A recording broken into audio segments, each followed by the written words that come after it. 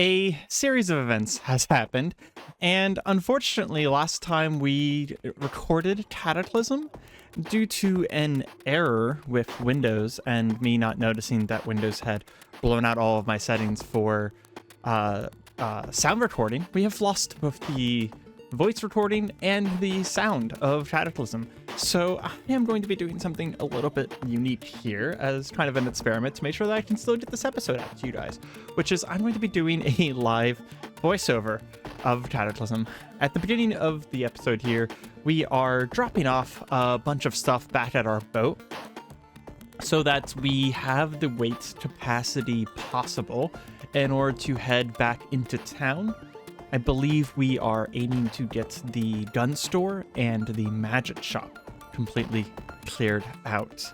And while we're doing this fairly uninteresting task, I did want to mention that coming soon, once we get to season 3 of Aiden's journey, I am planning on changing up how I do the episodes just a little bit. I have been taking a liking to longer episodes on YouTube, and I'm looking forward to trying to make some myself. So Cataclysm episodes will probably be once a week once we get to season 3, and they will be probably an hour and a half with the same level of editing and possibly more editing as well, better editing.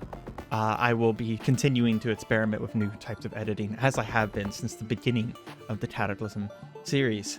I find this episode to be a great time to announce that, just because this is fairly deep into a season, so that means that most people watching this are people who have watched most episodes of Cataclysm. As we were traveling, we found some woodland whites, but they're not really any issue for Aiden, as with a simple wind running and a few Xian strikes, we take them down pretty much immediately. I did try and push one into a tree, but it didn't actually work. But the woodland whites with that Xian and wind running are just absolutely not a problem whatsoever. Aiden's main goal right now is to try and get money for getting farther into both the Edzodi and the Hub 01 lore and world building.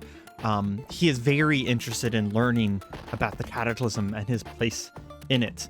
And we want to get a little bit of money from a place that we knew was going to have money, which is that gun store and that magic shop, before heading to Hub 01 to accept new quests. And we are heading a little bit off the beaten path here because we have this zombie burner, this flamethrower zombie that is dangerous to approach at night. We did see a glimpse there for a moment of the fact that this zombie burner, because it has a light on it, is going to be attracting zombies at night to it, which means that it will be unpredictable to fight them.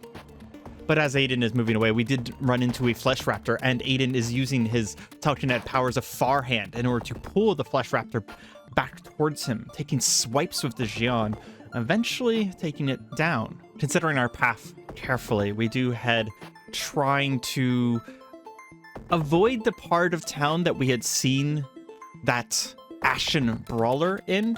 We do try and head a little bit farther south this time, not necessarily wanting to hit any of these houses or anything like that, but to avoid threats that we already knew were there. Now, mind you, this does have wandering hordes on, and Aiden knows about the fact that the hordes can wander, so we do know that there's a chance that this ashen brawler has moved. As we approach the gun store, we do see the carnage of our previous entry, and it looks like the place is still relatively cleaned out. Nothing else has wandered back in. There are so many things on the ground in here, and I do remember as we went through this place the first time, I was asking some questions that I would love to hear answered by the community on whether that these casings and magazines that are on the ground, even if they're casings and magazines for guns that we don't plan on using, if those are things that are worth picking up. We did take the time to store our Xian and then pick up this marksman's conversion kit, because I don't know what that is, so it seemed valuable to take with me. We are taking all of the ammo and all of the magazines because I suspect that the magazines, even emptied of their ammo, will be useful. I have been notified multiple times that the ammo, even if it's not for a gun we plan on using, is valuable because we can convert the ammo later using all of the parts of the ammo and maybe even the gunpowder. I don't really know how it works, in order to make future things. We also found a couple sets of nails, which, I mean, getting a couple hundred nails is just valuable, right? We'll be able to just harvest wood, potentially even just harvest wood from trees in order to make a lot of wooden structures. We did spot one zombie in here, but he's just a basic zombie, so we immediately drop the marksman conversion kit, pull out the Xian, and there's no need to waste our calories and stamina on a basic zombie, so we're just going to approach him. I did reassign my Xian to the W button, so if I press W, we can press it essentially twice. Oh, I guess I changed my mind and I just crushed him against the wall anyways. Aiden realizing that it doesn't cost that much stamina anymore. But we did assign our sword to W, so now if I press the lowercase w and then press it again, it immediately draws or sheaths my weapon. Something I would suggest doing for your primary weapon just for convenience. You can go in and reassign it to a hotkey.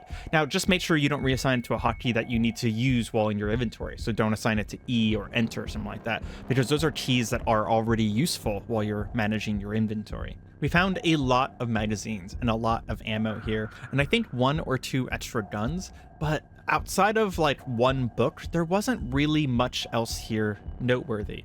We did also find this standard rifle conversion kit, but even looking at it, I suspected that changing a gun to 223 ammo seems like an unwise idea until we can make ammo, because although I don't really know what the ammo differences are, you would be changing a gun that uses Stanag mags, which are really common, into 223 mags, which I don't know a lot about guns, but I do know what I've looted off of corpses, and 223 ammo types are just less common.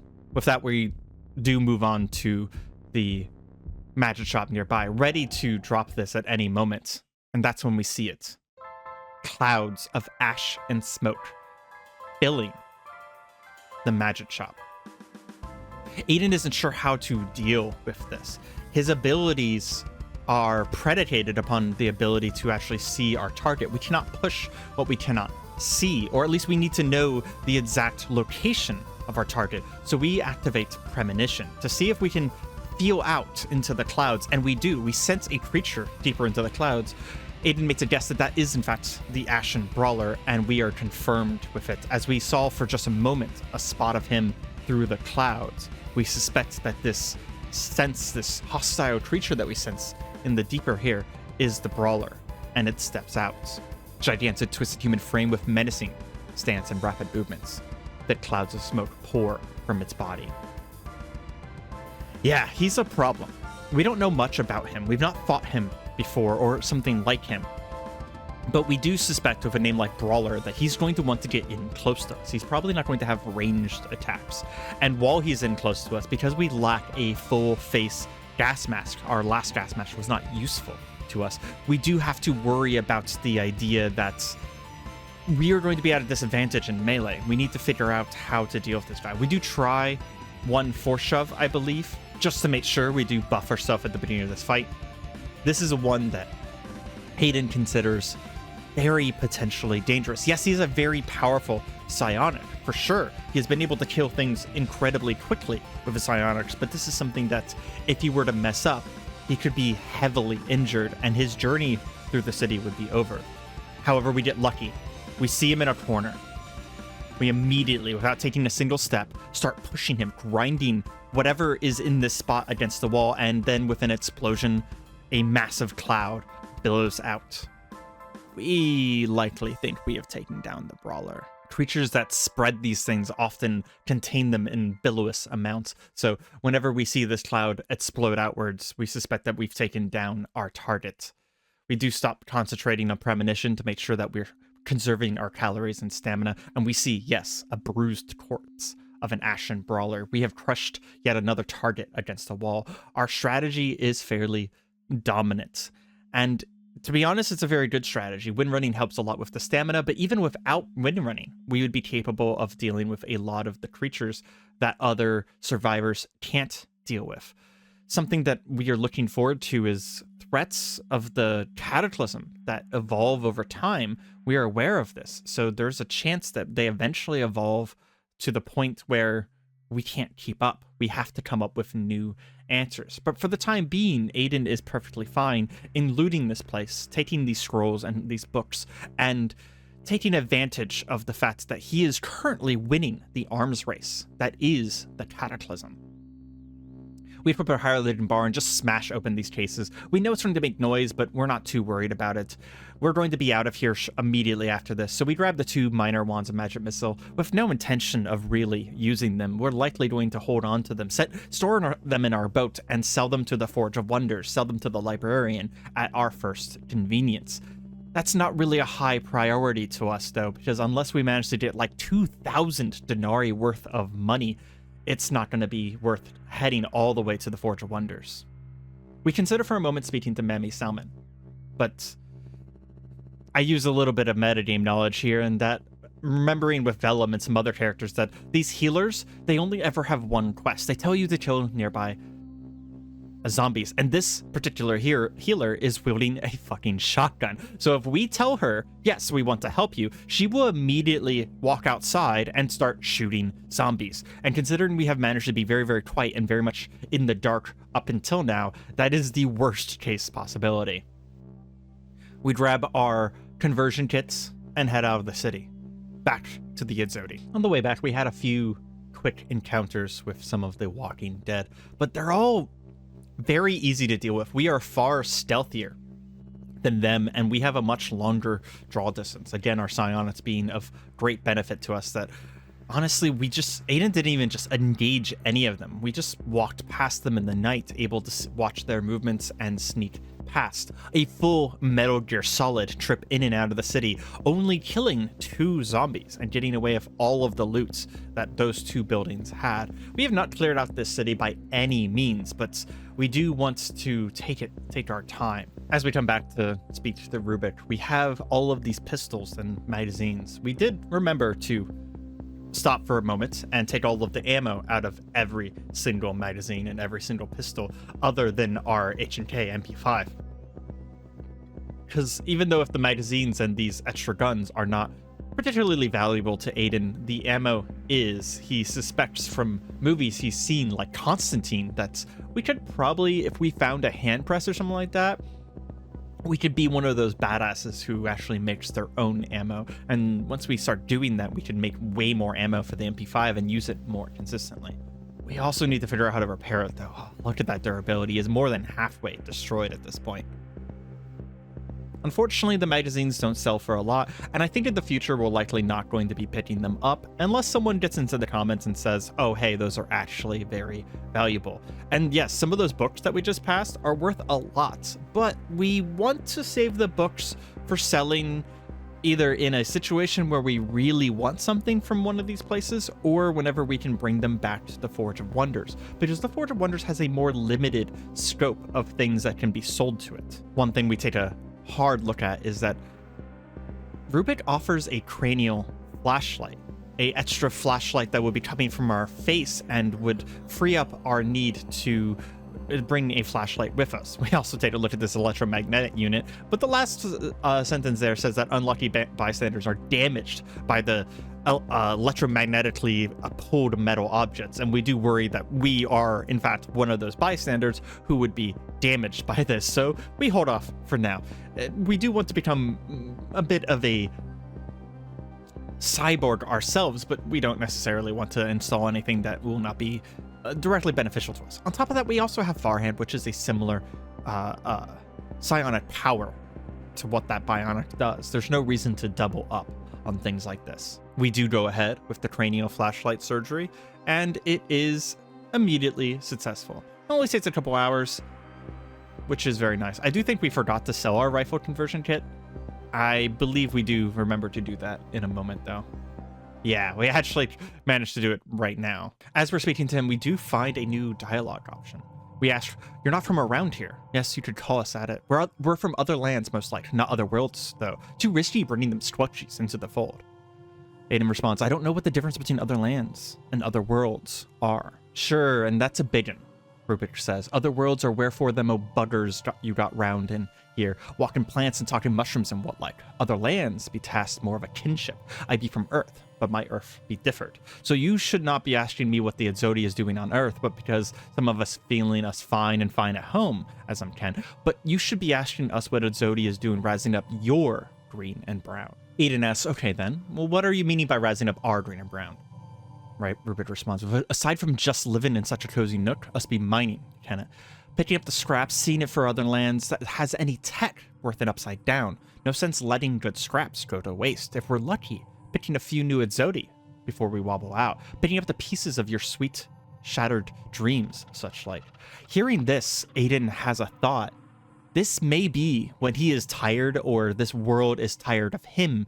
This may be a way to leave, head to another other land, head to another Earth, perhaps a greener one. What do you mean go to waste? The zombies aren't exactly using the scrap, and there's plenty to go around. This be a deadland, and I'm Ken. You got a case of the willies, ain't gonna sing along. No cure for those rats and fleas.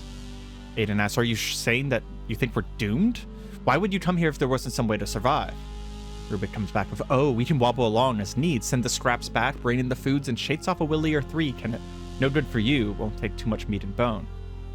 Wait, I thought you were still flesh and bone under all that metal. Haha, mostly mates. Not worth risking the willies in it. I keep what's Rubik, but the rest is all solid. Aiden assumes that willies is whatever is turning these people, these dead, into zombies, and being less flesh is somehow more likely to not be turned. Aiden's not sure if that's superstition or science, though. We do eventually ask, you wanted to ask me some questions earlier, and I think I was rude about it. What did you want to ask? Thank you. When you and Rubik first met, how long had it been since the mess began? We tell them it's been about a month. I think 40 days? We haven't been counting. Lovely. Ben's it's going to be a pair, that's a track. I mean, they'll be right happy. This is their first jump, and it's a flapping duck. What? What did you even just say, Rubik? What's a benzet? Them's an otherlander. From 3 jumps and change, wide as the sky. They got happily on summit for the tracking, you can? I didn't really follow that. They planned out the last jump, like an apprentice to the old sexton. Oh, they're a navigator. Sure, that's a fine enough word. Was this an especially good jump? Us gotta leave the old world before it's worn right to the gums, you can. Find a nice twitchy one on the other side. Your denland be brand shiny. Aiden considers this for a moment and realizes, so you mean we have a nice, freshly dead world for you to visit? You ken it rightly. That and this be nicin' for all, and we're topped the last jump by heads. Other lands with fusilies and mobbings. Us'en get a fine change on that. I don't know what fusilies and mobbings are. Oh, right. Many lands be a search of thousands. Fusilies, she's a weapon. Shoots a shot at high speeds, thus using bang. A mobbing, she's a grand box of metal pushed by burning and booming from within. Ken it? Oh. It's a gun and a car. In response, Rubik actually gives us a farthing. Right, so, also write that in the dicky. Here, a shiny brass, a farthing for crossing the nation. So he gave us a farthing for telling him what the local words for this are. Well, now that we've got that sorted, I have to ask, what's going to happen to my world? Rubik pauses for a moment. When they start talking again, their voices slow and more serious. Listen, can't tell you rightly, but those what have a bottle, a cork, what fits it, they yark about the enemy. Most folks got a story like that in their old harf tales, as I'm Ken, a bad way from times old come back. Old Rubik don't know much about that, but something makes them bodies walk and moan, and it doesn't seem to be something of the way of our kin. How it gets in? Well, that be anyone's for a guess. It can come the way we can, wibbling and wobbling, but it also doesn't always. How would be the end for your deadland? Rubik can't say for ye. Is it always like this? What's going to happen to us? This be a deadland, can it? Spend a farthing at the pastor's house, ye raz. What be left for ye? They'll be dead in the fields, the forests, all around the green and brown. Anything that walks, they'll salt and fallow, and most will rise and rejoin. Those that don't, the enemy twists and turns as well. Every deadland be the same. Ye've turns in twain, but come as it may, this land be dead. Though, and I'm Ken, we've got quite a few turns and twains to go yet. What then? What happens after the whole planet dies? Could it spread to other worlds from here?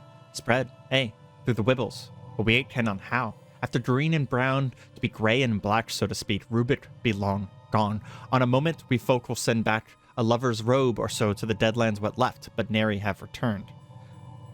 And I'm Ken, there only be one course from here. So traveling off-world is definitely an option. Or getting to the ISS, maybe stepping off from there. If you be chanced to try, this and won't stop you. Right, so Rubik will sell you the pieces you might use to do it. I've gotta go. Thanks for the information, but I'll see you later, Rubik. Perhaps that individual we met during the first portal storm, perhaps they wibbled and wobbled, as Rubik would say, between the worlds, and they had a soft spot for seeing a survivor like us, a survivor that was cybernetic with potential for psionics, and they just tossed us a lark, gave us some assistance on a whim.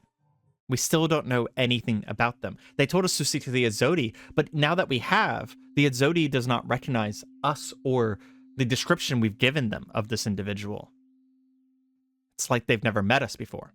In fact, they're fresh to arrive themselves. With plans to seek the Hubbo 1 next, Aiden stores his conversion kits and the ammo we have gained and set out to make sure that we have a free inventory before heading to Hubbo 1. To speak to them about their contracts that they have offered us. They have offered us many things, and they obviously have very impressive technology. So, unlike the Azodi, who seem to only be offering us cybernetics and information, the Hubbo 1 may be offering us very valuable weapons and armor for the future. And Aiden is very interested in getting more of this Hubbo 1 experimental armor. It is very light, and it might not be as protective as plate mail would be in this situation, but keeping lights is very much in our interest, as we want to make sure that we can keep moving since we're relatively frail in martial combat. We don't want to take too many hits. We might be able to regenerate, but we don't have that much HP compared to a normal human. And it does take a moment, though, to check the battlefield where we had fought the cyborg to see if we could find these damnable EMP grenades, but there's no luck. We do still see these demon titan spiders, and Aiden's considering harvesting in the future, sometime very soon probably, but we are more interested in our immediate task, which is to head to the Hubbo 1 and see about some contracts, becoming a bit of a mercenary for those who still remain in the Cataclysm, those who are surviving. We speak to them.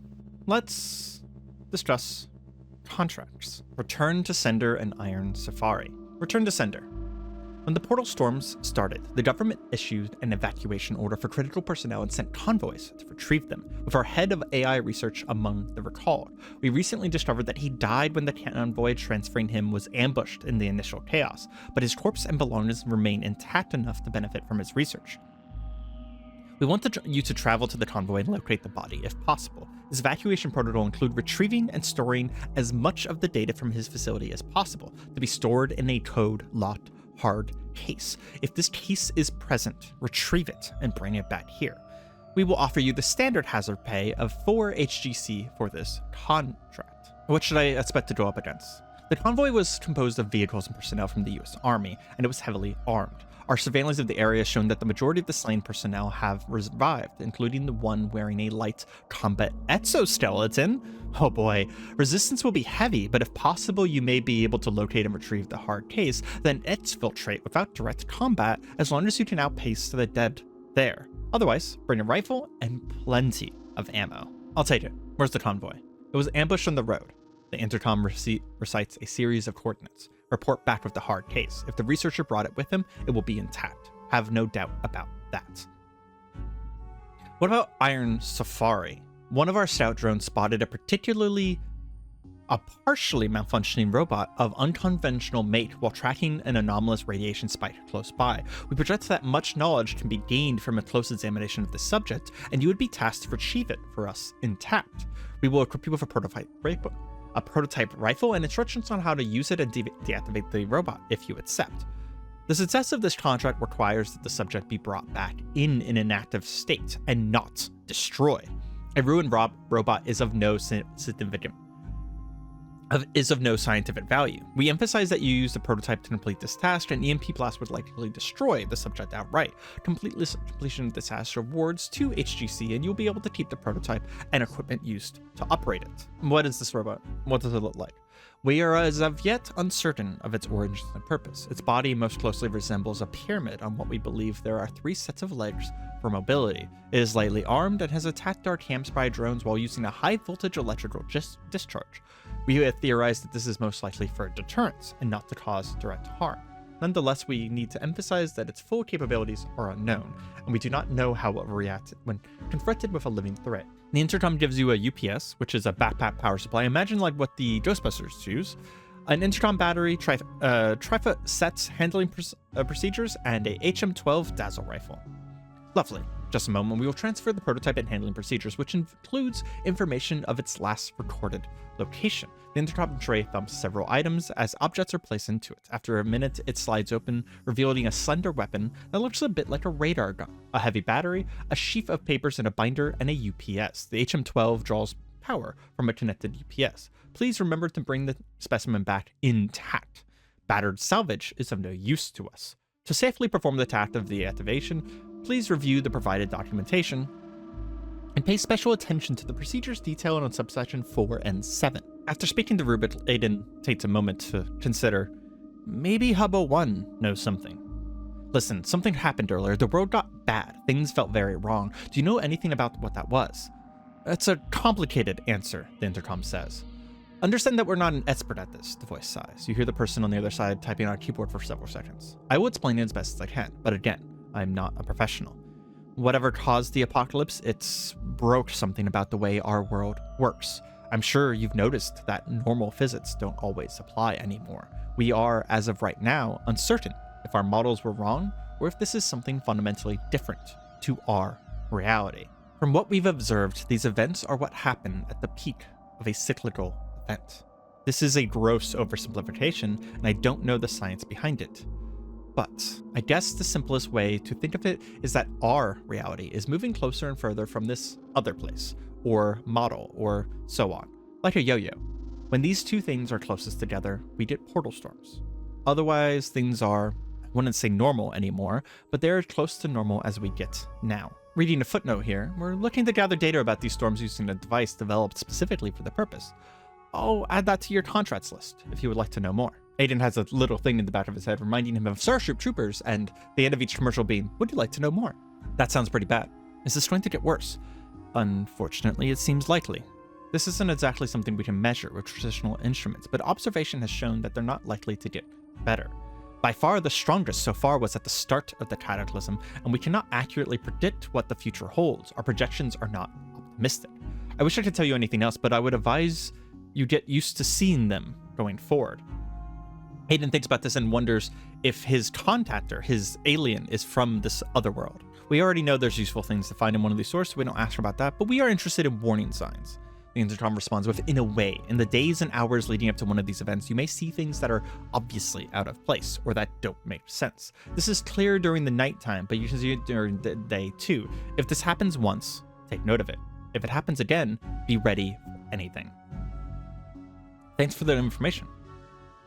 We asked him if there's anything fancier and so on, and he gives us an incredibly specific 5 days and 18 hours. I believe that this is actually an NPC in the game informing us of when the reset cycle for NPCs is. Something to take note of. We have 5 days to buy anything we want. We do ask, what the hell were you testing out there? It's a modified Raytheon chassis with a custom AI. We'd hoped that it would interact with the outside world for us, but you know how well that went. That particular line of study is now on hiatus, giving the project lead, well, you know.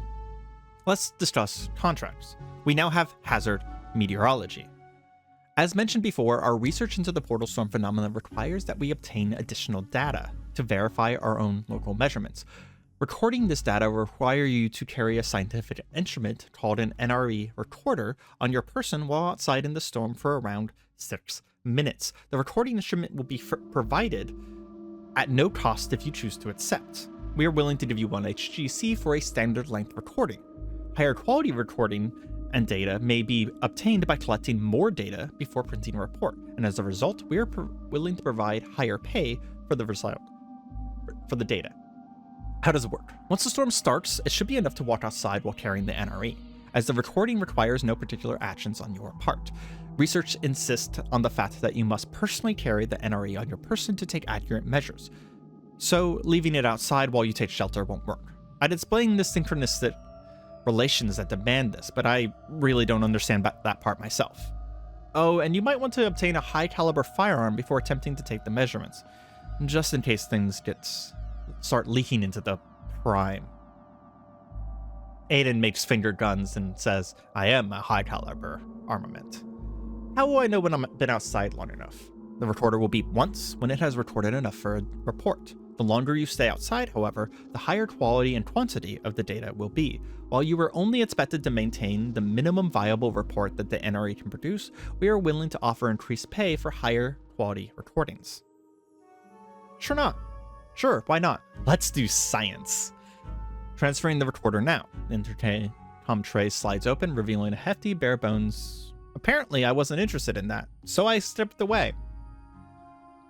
We do take a look at their CBMs, and they do also have a trickle charger, but nothing else is terribly interesting to us. And we consider buying some more of the Hub 01 pieces, but I've actually been informed that a future mission might be able to get these for us, so we decide against this, at least until we complete a few more contracts and confirm or deny whether the hub will provide this armor for us.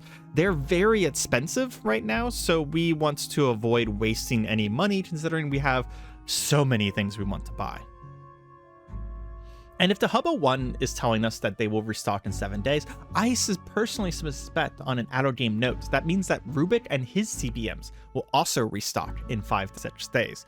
So we'll want to keep an eye on this timer to see if we can take advantage of the fact that Hub 01 is actually informing us of when the restock is. We did take a look at the recon helmet and the armor, and we suspect that the proprietary armor, the kinetic helmets, might be able to go on the recon headgear, but considering their cost is 220 monies in order to do that, we decide to hold off for now as well. Time to do some missions.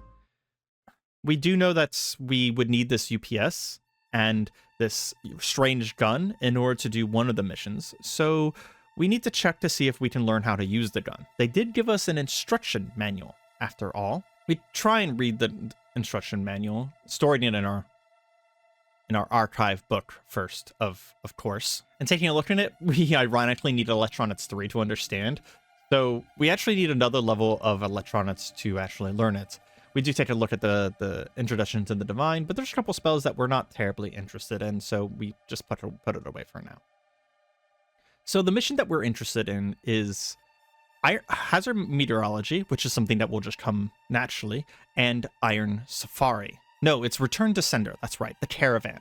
That's the first one we want to do because the exoskeleton interests us. We've never run across an exoskeleton, and Aiden is highly curious what that even means. He starts imagining Ridley.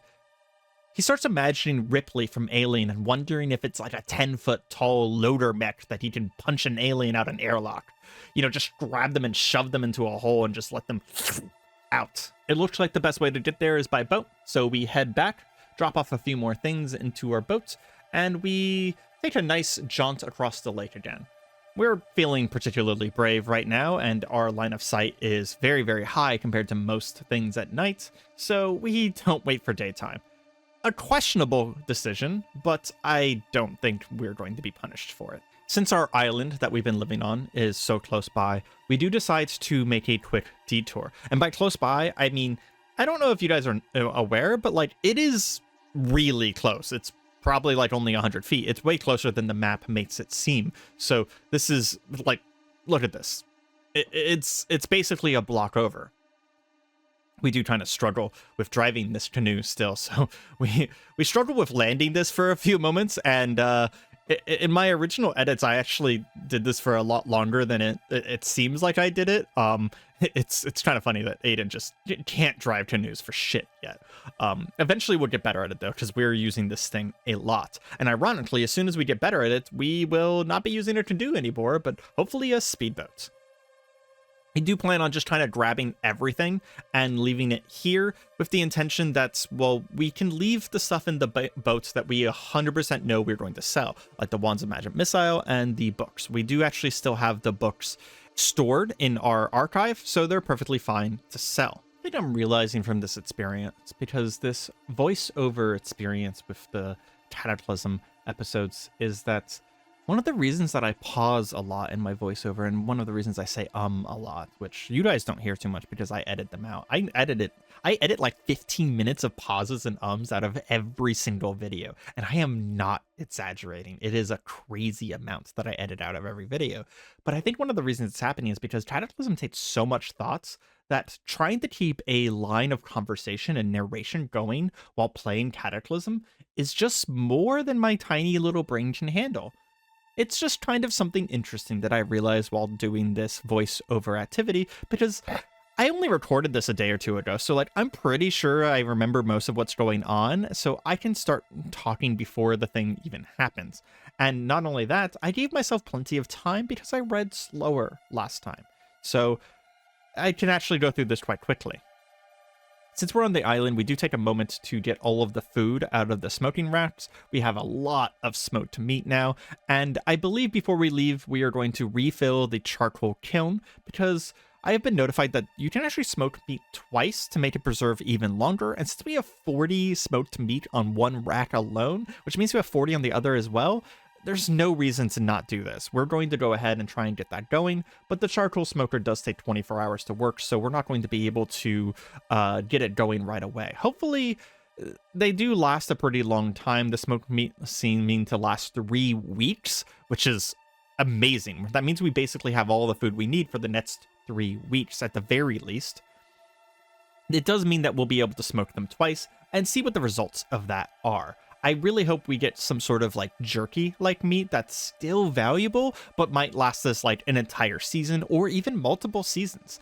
If we can do something like that, that means that potentially we'll be able to take down another dinosaur in the future and give ourselves enough meat forever. And since we live on an island and we have plenty of purification tablets and can get plenty more at our earliest convenience, at least food and water will be handled.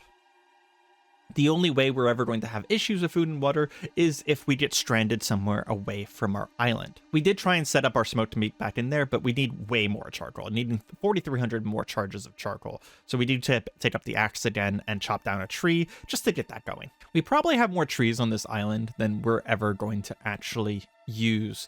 And potentially we might be able to learn how to plant trees, although I don't think that's actually a viable thing in Cataclysm because, well, time is kind of actually simulated in a proper way, which means it would take way longer than Aiden ever plans on even staying in the Cataclysm to grow a tree, so there's not really much purpose in planting them. Worst case scenario, just across the channel, there is actually a full forest, so I don't think we're going to be running out of wood anytime soon. With that,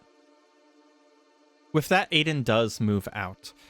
We plan to head to the Convoy right away. We have quite a bit of lake to cross in between there, and we don't really want to get distracted. There are some interesting points. There's another water survey location, water purification survey location, and we do want to hit that up. I have interest in finding out whether there's another boat there, and perhaps a boat that's in better condition, or alternatively, something that would be very interesting is if both of the boats are in opposite forms of destruction.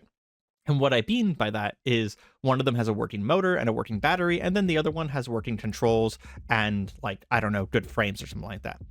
If we could find something like that, and we could get something like that running, then that actually means that we could take both of the boats and cannibalize them to make one working boat. And then at that point, we just need some sort of electric car to get some electric car motors out of it, and we would be able to put 2 or 3 electric car motors on it and some solar panels, and we would have essentially an infinitely running vehicle.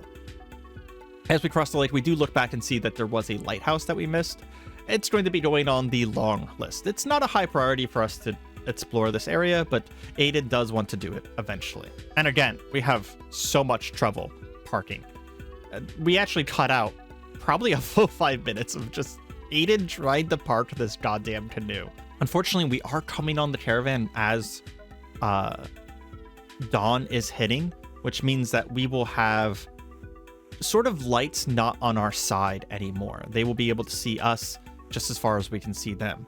There's a dump nearby, but nothing of great note. But there is a wasp nest, and Aiden's seen what these wasps are. They're gigantic, almost human-sized wasps, and they are wasps. Mutants or not, aliens or not, wasps are always dicks, so we're going to avoid that like the fucking plague.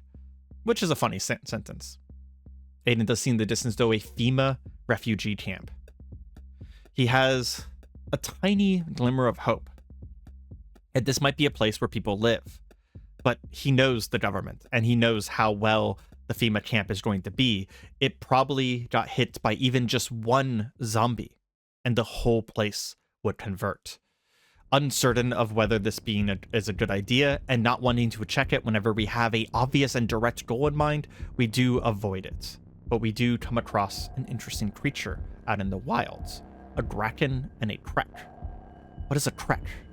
This is some form of otherworldly hound. Lean and hungry looking, its twisted red flesh is stretched tightly across its misshapen, angular frame, loping grotesquely along. It is unusually long neck stretches forward, its skull-like head near the ground as it sniffs out its prey. Its foulness partially veiled by some arcane force. It seems to almost flicker in and out of your perceptions as if you were looking at it from the corner of your vision. This reminds Aiden of some sort of Lovecraftian creature, like the creatures that come from the corners, or alternatively, almost like a displacer beast, perhaps? A single-headed displacer beast? I wonder if it's going to flicker around if we try and fight it, like it's going to move, or alternatively, if it's going to just be very hard to hit. Again, we have a goal in mind, so we leave it for now. The caravan is out in the open, which is not ideal, but we engage it to see if we can figure out, if we can scout it out. As we approach, we do see a caustic soldier zombie. We do know that these are soldier zombies that are able to shoot things at us, shoot acid at us. We also see a feral soldier wearing a military uniform with an armored vest. This person seems to be a highly trained military professional, now turned feral. 10 sturdy hands grip a combat knife, and their bloodshot eyes scan for threats. Combat knife is good. That means they don't have a gun, most likely. Although, I will say on an out-game note, I haven't really come to trust these descriptions. They're not always accurate. And as we get closer, we see a massive collision of multiple armed cars and so many zombie soldiers, a wild amount. And we also see a zombie bio operator. This armored soldier appears to have been some sort of special forces agent. Its malfunctioning equipment sends out occasional salvages, showers of sparks. Some sort of zombie robot, bionic individual. Maybe perhaps better to call it a cyborg. There are over 20 zombie soldiers here, a wild amount. You also even see a bilious soldier zombie with a burnt gas mask that has actually already made a shot at us from a fairly long distance. Aiden is taking a calm, careful look over the crowd and then spots at the back an armored zombie. Despite being encased what once was a nigh impenetrable combat skeleton, something still managed to kill this soldier, and he recognizes this exoskeleton. This is probably not the same person, but this is the same armor, the same design that his traveler wore. We have another clue. Our traveler was not some sort of cyborg monster, but wearing a highly advanced, technologically futuristic set of exoskeleton armor. Perhaps our traveler worked for DARPA or the military. We also spot the case, but it is in the middle of the horde of zombies, so it's not very likely that we're going to be able to swing by and get it. Looking at our surroundings, we are pretty much out in the open. There is a derelict shed nearby, which we decide to back off to see if we can get cover in. And we do begin running. We don't want these things to catch up to us and fight us right away.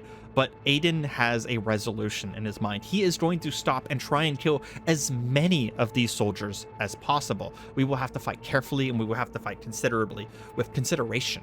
Make sure that we don't ever run out of stamina and the ability to run away. But we think we can take out a significant number of these. And if we were able to take them out, the amount of loot we would get off of these soldier zombies would be phenomenal. It would be life-changing. However, with that, we are going to have to end the episode here. As much as I hate to do it, we're going to have to end on a cliffhanger. If you enjoyed this episode, despite the slight change in formatting, please leave a like or a suggestion in the comments below, and subscribe for more Cataclysm and hard video games.